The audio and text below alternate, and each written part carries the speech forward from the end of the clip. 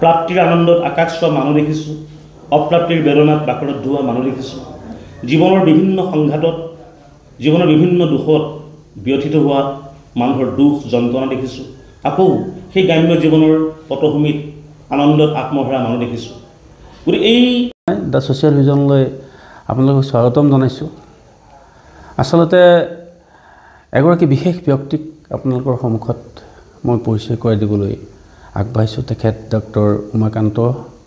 হাজৰিকা। তেখেতৰ যি পাণ্ডিত্য, তেখেতৰ যি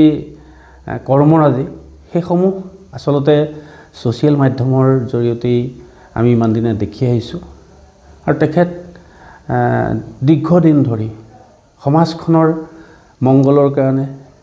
মানুহৰ মংগলৰ কাৰণে বিভিন্ন দিশত তেখেতে কাম কৰি আহিছে। অৱশ্যে তেখেতক কবিতাৰ জৰিয়তে মই চিনি পাইছোঁ। দ্য ছ'চিয়েল ভিজনৰ এগৰাকী তেখেত নিয়মীয়া ফলোৱাৰ্ছ। আৰু তেখেতৰ লগ পাবৰ কাৰণে মই আচলতে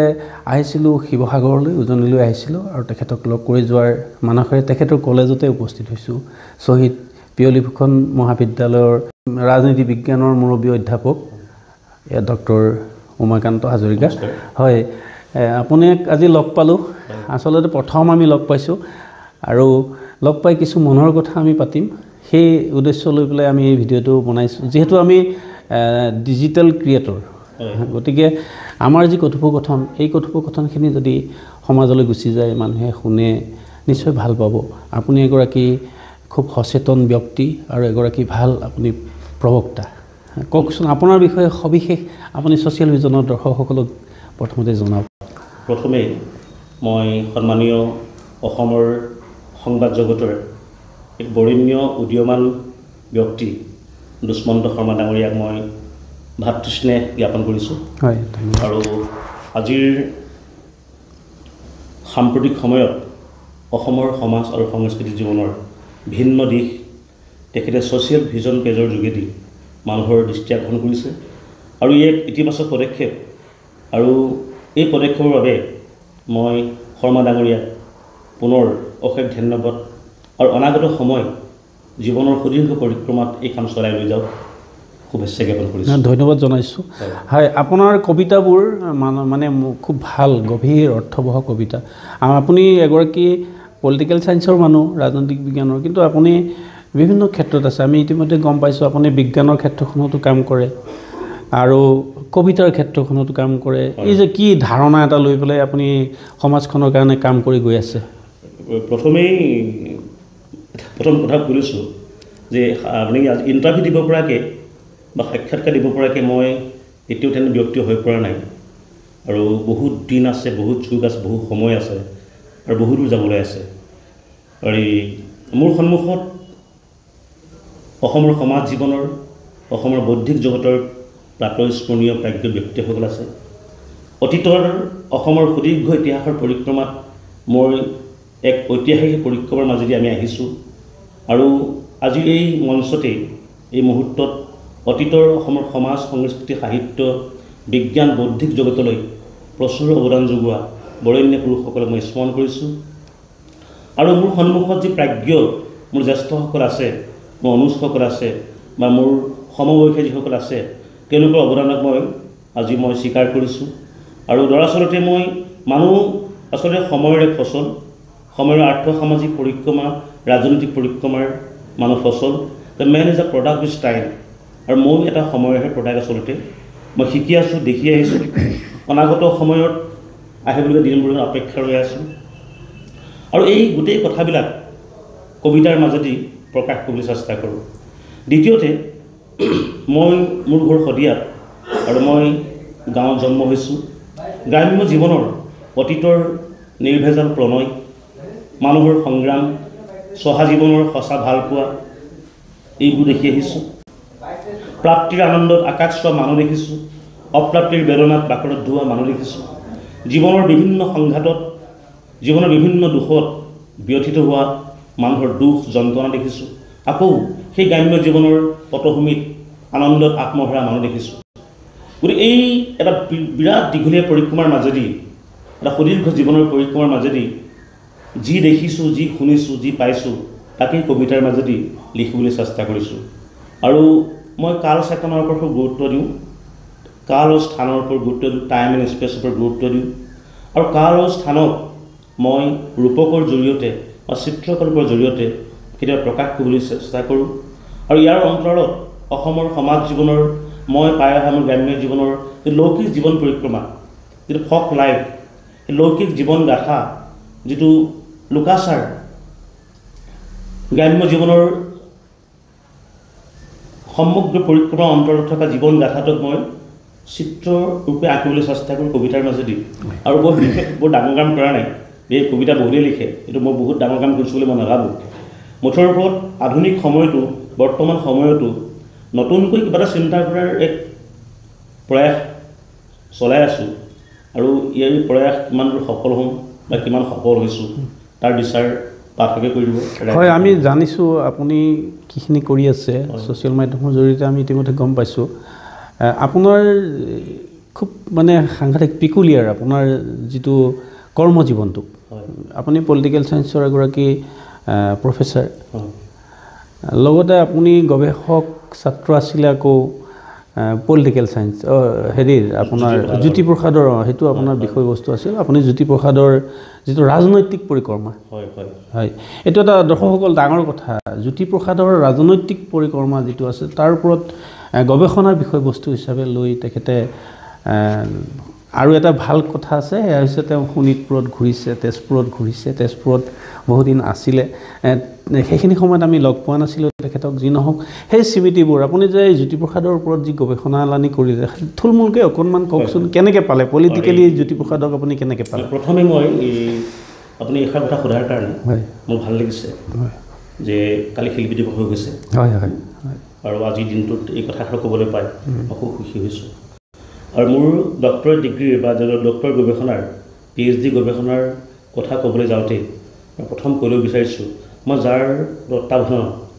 যিকেইজন নমস্য মোৰ শিক্ষা গুৰু মোৰ শ্ৰদ্ধাৰ ডিব্ৰুগড় বিশ্ববিদ্যালয়ৰ প্ৰাক্তন অধ্যাপক আৰু বৰ্তমান গুৱাহাটী বিশ্ববিদ্যালয়ৰ মহিলা অধ্যয়নৰ মুৰব্বী অধ্যাপক ডক্টৰ অল্পনা বৰগোহাঁই বাইদেউ মই স্মৰণ কৰিছোঁ বাইদেউৰ তত্ত্বাৱধানত মই সুদীৰ্ঘ 5 বছৰ কাল জ্যোতিপ্ৰসাদ আগৰৱালাৰ নাটকত নাৰী চৰিত্ৰৰ মাজেদি কি ৰাজনৈতিক দৰ্শন প্ৰতিফলিত হৈছে সেই কাম মই কৰিছিলোঁ মোৰ টপিকটো আছিল contextualizing women characters in the plays of Jyotiprasad Agarwala in the light of his political ideology আৰু ইয়াৰ লগতে এই গোটেই চিন্তাটোক মোক আগুৱাই লৈ যোৱাৰ ক্ষেত্ৰত মই আৰু এজন মোৰ শিক্ষাগুৰুক মই স্মৰণ কৰিব বিচাৰিছোঁ তেওঁ ডিব্ৰুগড় বিশ্ববিদ্যালয়ৰ অৱসৰপ্ৰাপ্ত অধ্যাপক ডক্টৰ ধীৰেণ ভাগৱতী ছাৰ দুয়োজন শিক্ষাগুৰুকে মই আজি এই থলীৰ পৰাই প্ৰণাম জনাইছোঁ স্মৰণ কৰিছোঁ আৰু তেওঁলোকৰ তত্ত্বাৱধানত মই মোৰ জীৱনৰ শিক্ষাগত দিশসমূহ আগবঢ়াই ল'ব চেষ্টা কৰিছিলোঁ আৰু মই তেওঁলোকৰ দ্বাৰা উপকৃত হৈছোঁ আৰু শিক্ষকে ছাত্ৰ নিৰ্মাণ কিদৰে কৰে এই কথাষাৰ আজি মই অনুধাৱন কৰিবলৈ চেষ্টা কৰিছোঁ মোৰ টপিকটো আছিল যে জ্যোতিপ্ৰসাদ আগৰৱালাৰ সমগ্ৰ যিটো সাংস্কৃতিক যিটো অভিযান দুষ্কৃতি বিনাশ কৰি সমাজত সংস্কৃতি প্ৰতিষ্ঠাৰ যি বাৰ্তা তেখেতে সংগীতৰ মাজেদি কবিতাৰ মাজেদি নাটকৰ মাজেদি বিভিন্ন মাধ্যমৰ মাজেদি যি বাৰ্তা প্ৰেৰণ কৰিছিল যে ৰূপান্তৰে জগত ধুনীয়া কৰে আৰু ৰূপান্তৰে জগত ধুনীয়া কৰাৰ তেখেতে গায়ত্ৰী মন্ত্ৰ বুলি কৈছে তেখেতৰ সামগ্ৰিক দৰ্শনৰ মূল কথাই আছিল যে সংস্কৃতিয়ে জগত ধুনীয়া কৰে ৰূপান্তৰে জগত ধুনীয়া কৰে আৰু এই ৰূপান্তৰে জগত ধুনীয়া কৰিবলৈ কোৱা কথাষাৰ তেওঁ বিভিন্ন মাধ্যমত প্ৰকাশ কৰিছে তাত নাটকৰ যিবোৰ নাৰী চৰিত্ৰ আপোনাৰ কাৰেঙৰ লিগিৰ আপুনি কাঞ্চনমতীয়ে হওক আপোনাৰ শেৱালীয়ে হওক আপুনি শোণিতমণি উষাই হওক চিত্ৰলেখাই হওক আপুনি ৰূপালীমৰ ইতিভনীয়ে হওক ৰূপালিনী হওক লভিতাই হওক বিভিন্ন স্তৰত জ্যোতিপ্ৰসাদ আগৰৱালাৰ এই নাটকসমূহৰ এই নাৰী চৰিত্ৰসমূহে সমাজ জীৱনৰ ভিন্ন স্তৰত যদিও চৰিত্ৰবোৰ কাল্পনিক কিন্তু কাল্পনিক হ'লেও এই চৰিত্ৰসমূহৰ বাস্তৱিক ভিত্তি আছে হয় 42 গণ আন্দোলন আইন অমান্য আন্দোলন অসহযোগ আন্দোলন আৰু এই ব্ৰিটিছ বিৰোধী গণ আন্দোলনৰ সময়ত জ্যোতিপ্ৰসাদৰ এই চিন্তাসমূহৰ এক বাস্তৱিক ভিত্তি আছে আৰু তেওঁ সমাজ জীৱনত নাৰী সদায় উপেক্ষিত সমাজ ৰাজনৈতিক জীৱনত নাৰীয়ে কেতিয়াও সমাজ স্পেচ নাপায় কোনো ঠাই নাপায় পুৰুষতান্ত্ৰিক ব্যৱস্থা পিতৃতান্ত্ৰিক ব্যৱস্থাৰ বিৰুদ্ধে নাৰীসকলে স্থান নোপোৱাৰ সময়ত জ্যোতিপ্ৰসাদ আগৰৱালাই এই নাৰী চৰিত্ৰসমূহৰ যোগেদি সমাজৰ দুষ্কৃতি বিনাশৰ বাৰ্তাসমূহ সংস্কৃতি প্ৰতিষ্ঠাৰ বাৰ্তাসমূহ প্ৰেৰণ কৰিবলৈ চেষ্টা কৰিছে আৰু এইটো হ'ল জ্যোতিপ্ৰসাদ আগৰৱালাৰ মহান দৰ্শন তেখেতৰ যিমানবোৰ ওমেন কেৰেক্টাৰ্ছ আছে যিমান নাৰীৰ চৰিত্ৰ আছে দে আৰ অল কালচাৰ ক্ৰুচেডাৰ্ছ তেওঁলোক সাংস্কৃতিৰ দূত আমি প্ৰতিটো সমাজ জীৱনৰ কাঞ্চন কুঁৱৰীৰ এই মধ্যযুগীয় পৰম্পৰাত কাঞ্চন কুঁৱৰীৰ যিটো অস্তিত্ব ৰূপালীমৰ প্ৰেমৰ যোগেদি ৰূপালীমৰ যিটো সত্তা ইতিভেনৰ যিটো মানে প্ৰতিবাদী সত্তা আপোনাৰ সুনীত কুঁৱৰী উষাৰ যিটো সত্তা আপোনাৰ লভিতাৰ ৪২ গণ আন্দোলনৰ সময়ত লভিতাৰ যিটো সত্তা এই গোটেই নাৰী চৰিত্ৰসমূহে এক ভিন্ন সময়ত ভিন্ন স্তৰত সমাজত এক নতুন সত্তাৰ ৰূপে প্ৰতিনিধিত্ব কৰিছে আৰু জ্যোতিপ্ৰসাদ আগৰৱালাৰ যিটো নাট্যকাৰ জ্যোতিপ্ৰসাদ আগৰৱালাই সেই ওমেন কেৰেক্টাৰবিলাক সেই নাৰী চৰিত্ৰবিলাকক সমাজৰ মূল প্ৰতিনিধি ৰূপে গণ্য কৰিছে আৰু ডাঙৰ কথাটো হ'ল যিটো সময়ত পৰাধীন অসমত পৰাধীন ভাৰতবৰ্ষত কোনো নাৰীৰ চৰিত্ৰক নাৰী সত্তাৰ যোগেদি সমাজ জীৱনক প্ৰতিনিধিত্ব কৰাৰ সুযোগ দিয়া নাই আৰু জ্যোতিপ্ৰসাদ আগৰৱালাই সেই সুযোগটো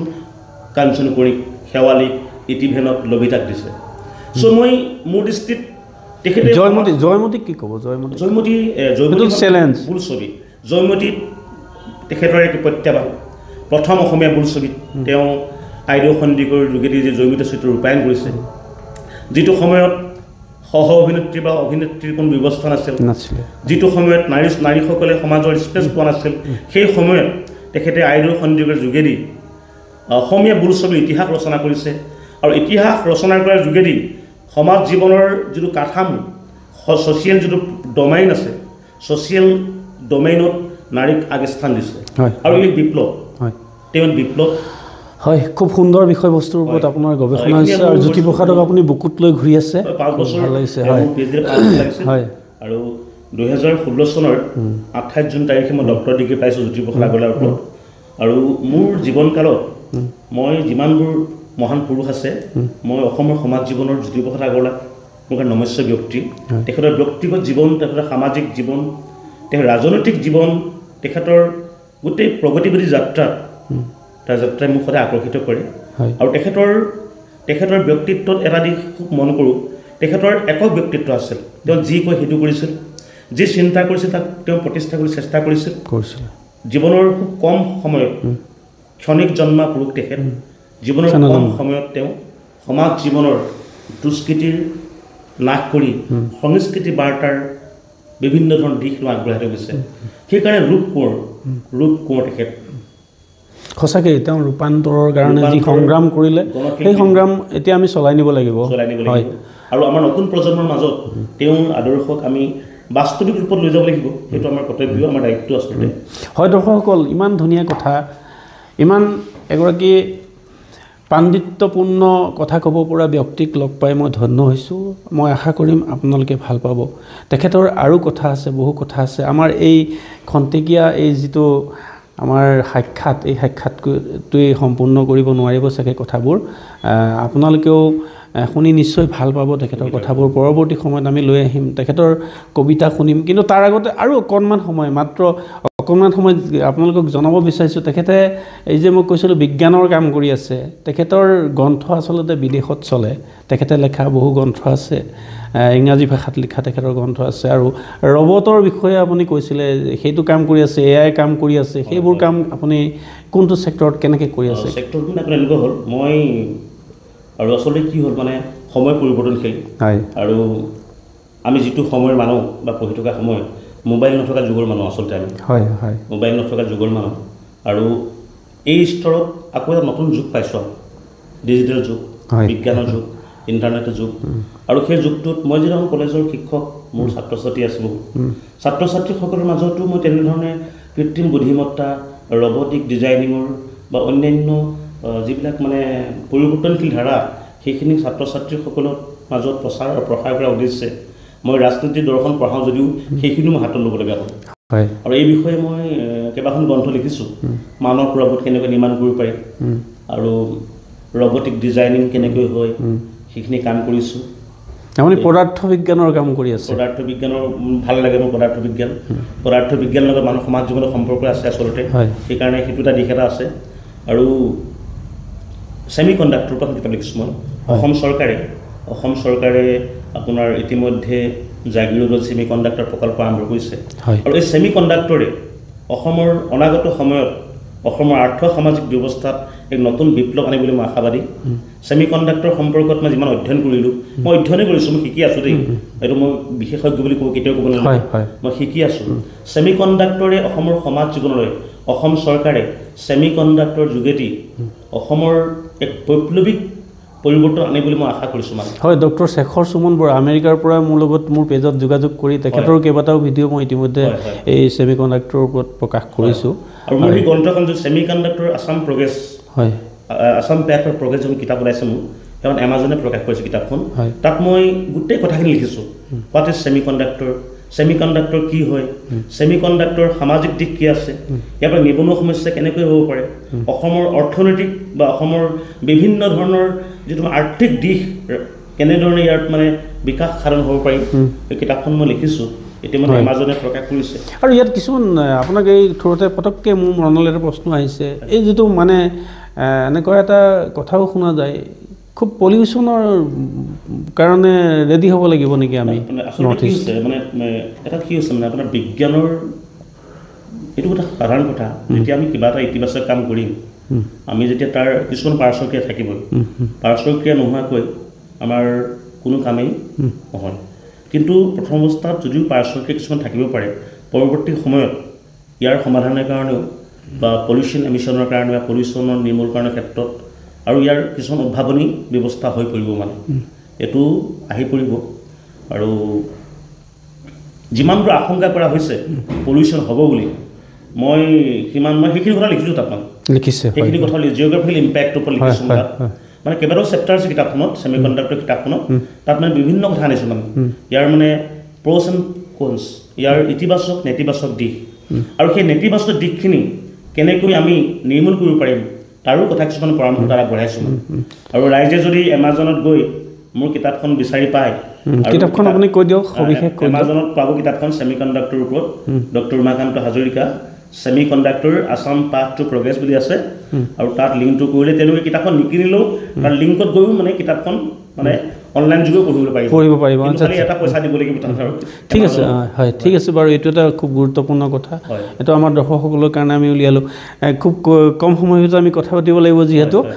আচলতে ইয়াৰ পিছত আৰু যিবোৰ গ্ৰন্থ আপোনাৰ প্ৰকাশ পাইছে বিদেশৰ বিভিন্ন স্থানত কলেজতো চলে নেকি চলে কলেজ মোৰ মানে মোৰ ডিব্ৰুগড় ইউনিভাৰ্চিটিৰ আণ্ডাৰত বিশ্ববিদ্যালয়ৰ আণ্ডাৰত যিবোৰ কলেজ আছে সেই কলেজবিলাকত মোৰ বিষয়ৰ কিতাপ মোৰ ছাত্ৰ ছাত্ৰীসকলৰ আছে প্ৰতিটো ছেমিষ্টাৰৰ কিতাপ আছে মোৰ বনলতাই মোৰ কিতাপ প্ৰকাশ কৰে আৰু দিল্লীৰ আপোনাৰ এখন কল্যাণী যিটো প্ৰকাশন আছে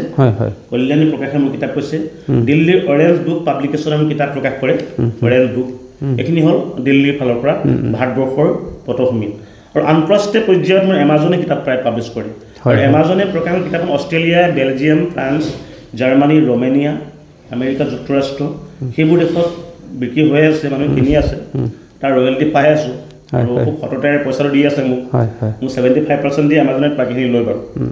যিয়ে নহওক ৰাইজে পাইছে আৰু কিতাপখন হয় হয় সঁচাকৈ আমি এগৰাকী খুব বিদগ্ধ পণ্ডিত ব্যক্তিৰ ওচৰত সান্নিধ্য লাভ কৰিছোঁ আৰু এনেকৈ সামাজিক মাধ্যমে এনেকুৱা ধৰণৰ একোগৰাকী ব্যক্তিক লগ কৰাই দিছে আৰু আমি সামাজিক মাধ্যমৰ জৰিয়তেই তেখেতক আমি প্ৰচাৰ কৰিব বিচাৰিছোঁ তেখেতক উন্মুক্ত কৰিব বিচাৰিছোঁ আচলতে প্ৰচাৰ বিমুখ এইসকল ব্যক্তি তেখেতসকলে কোনো প্ৰচাৰৰ আশা নকৰে কিন্তু এই ভাল লগা মানুহজনৰ সৈতে আপোনালোকৰ পৰিচয় কৰাই দিলোঁ মোৰ ভাল লাগিল কথা পাতিছোঁ কবিতাৰ কথাৰে শেষ কৰিম আপোনাৰ কবিতা শুনিম মোৰ কবিতাৰ পটভূমিটো মই ক'লোৱেই মই শুনক প্ৰথম কথাটো হ'ল মই বাকী মোৰ বিষয়ৰ ওপৰত মই খুব কথাখিনি ক'ব পাৰিম মোৰ ধৃষ্টতা আছে সাহস আছে ক'ব পৰা কাৰণ মই তাত পঢ়িছোঁ অধ্যয়ন কৰিছোঁ কবিতাৰ সম্পৰ্কত মোক যদি বিশেষজ্ঞ বুলি ভাবে তে মই মানে মোৰ কাৰণে বহুত দুখৰ কথা আছে নাই মই একেবাৰে একদম মানে নিকিন মানুহ কবিতাৰ কোনো বিশেষজ্ঞ নাই প্ৰতিজন মানুহেই কবি অসমত মই কৈছোঁৱেই যে অতীতৰ অসমৰ সাহিত্যত যি প্ৰাজ্ঞ ব্যক্তি আছিল তেওঁলোকক স্মৰণ কৰোঁ মোৰ সন্মুখত প্ৰান্তিকৰ কবি আছে বহুত এজন কবিৰ কথা মোৰ দাদা এজনৰ ভাল লাগে তেখেতৰ ৰাজীৱ বৰা তেখেত প্ৰান্তিকত তেওঁ নাজিৰা কলেজৰ তেখেত অধ্যাপক খুব অসমৰ যশস্বী কবি নীলিম কুমাৰ আছে অনন্ত তাঁতী আছে প্ৰাতঃস্মৰণীয় আমাৰ প্ৰয়াত নীলমণি ফুকন হীৰেণ ভট্টাচাৰ্য এইবিলাক আমাৰ কাৰণে পূজ্য ব্যক্তি আমি তেওঁলোকৰ কথা ক'বই নোৱাৰোঁ আৰু তেওঁলোকৰ আমি কাষলৈও যাব নোৱাৰোঁ ধৃষ্টতা নাই কিন্তু অনুৰাগী আমি চৰ্চা কৰি অনুৰাগী আমি কবিতা লিখোঁ মোৰ কবিতাৰ মূল বিষয় হ'ল প্ৰেম আৰু সেই প্ৰেম ব্যক্তি জীৱনৰ পৰা সমাজ জীৱনলৈ সেই প্ৰেম সম্পৰ্কিত হৈ আছে সেই প্ৰেম বৃদ্ধ পিতৃ মাতৃৰ প্ৰতি আছে মোৰ প্ৰেয়সীৰ প্ৰতি আছে মোৰ পত্নীৰ প্ৰতি আছে মোৰ সন্তানৰ প্ৰতি আছে সমাজ জীৱনত সংগ্ৰাম কৰি থকা দুৰ্ভগীয়া মানুহৰ প্ৰতি আছে সমাজ জীৱনত যিখিনি প্ৰান্তীয় মানুহ আছে যিখিনি মাৰ্জিনেল ছেকশ্যন আছে যিখিনি আমি সাবেলটন ছেকশ্যন বুলি কওঁ সমাজৰ নিম্ন স্তৰৰ সংগ্ৰামী মানুহ আৰু যিখিনি মানুহে সমাজ নিৰ্মাণ কৰিছে বাস্তৱিক ৰূপত সেই মানুহখিনিৰ প্ৰতি মোৰ অবাধ প্ৰেম আছে আৰু মোৰ প্ৰায়বোৰ কবিতাত ৰাইজে ফুলেশ্বৰীৰ কথা আছে ফুলেশ্বৰী মোৰ মানস কন্যা মোৰ ব্ৰেইন চাইল্ড আৰু এটা মানে চিত্ৰকল্প হয় আৰু মই জন্মান্তৰবাদত বিশ্বাস কৰোঁ পুনৰ জন্মত বিশ্বাস কৰোঁ যোৱা জন্মত বিশ্বাস কৰোঁ আৰু ভাৰতীয় সনাতন আদৰ্শ কৃষ্ণৰ গীতাত বিশ্বাস কৰোঁ মহাপুৰুষ শংকৰদেৱৰ মাধৱদেৱৰ দৰ্শনত বিশ্বাস কৰোঁ আৰু বিশ্বজনীন মানৱতাবাদত বিশ্বাস কৰোঁ অসমৰ লৌকিক জীৱনত বিশ্বাস কৰোঁ অসমৰ চহা জীৱনত বিশ্বাস কৰোঁ আৰু জন্মান্তৰবাদৰ যোগেদি এটা প্ৰেমক বিশ্বাস কৰোঁ অতীতত জন্ম হৈছোঁ আকৌ জন্ম হৈছোঁ অতীতত এটা সত্তা লাভ কৰিছোঁ কাৰোবাৰ সান্নিধ্য লাভ কৰিছোঁ পুনৰ সেই সত্তাই জীৱনত লাভ কৰিছোঁ আৰু আশা কৰোঁ পবিত্ৰতাৰ মাজেদি সততাৰ মাজেদি জীৱনত আকৌ যদি ভাল কাম কৰোঁ আকৌ পুনৰ জন্মত সেই ফুলেশ্বৰীৰ দৰে এক মানুহৰ প্ৰাতঃস্মৰণীয়ক লগ পাম ফুলেশ্বৰী এটা ইমেজ এটা মানে সত্তা হয় যি আদৰ্শৰ মাজেদি জীৱনৰ পবিত্ৰতাৰ মাজেদি প্ৰতিজন পুৰুষক সান্নিধ্য দিব পাৰে আপোনাৰ ফুলেশ্বৰী কোঁৱৰী আছে মোৰ ফুলেশ্বৰী কোঁৱৰী আছে সকলোৰে আছে